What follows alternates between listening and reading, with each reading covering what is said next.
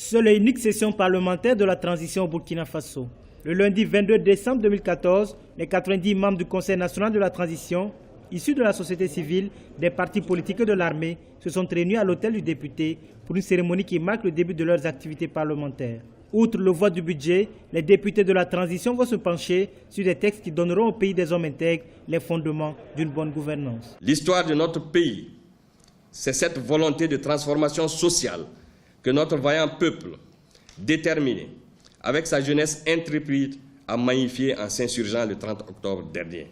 C'est au nom de ces femmes, de ces hommes, de ces jeunes, de ces martyrs qu'ensemble, maintenant, aujourd'hui, nous devons poser les jalons d'une nation solidaire. Selon la charte de la transition, le mandat du président Michel Kafando prend fin en novembre 2015. L'élection présidentielle doit se faire avant cette date, un agenda soutenu par la communauté internationale. D'abord, la formule, c'est une formule très intelligente.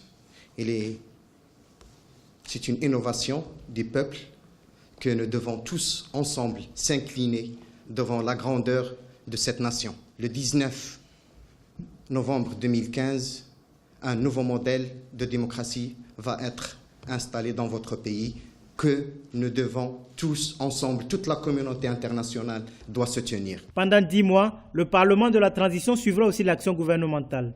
Tout en insistant sur la séparation des pouvoirs, le président du Conseil de la transition a souhaité le traitement rapide d'un certain nombre de dossiers judiciaires. Des lois relatives à la corruption ou encore à la liberté de la presse sont aussi les objectifs de ce Parlement qui tracera, selon certains observateurs, les sillons d'une démocratie véritable au Burkina Faso.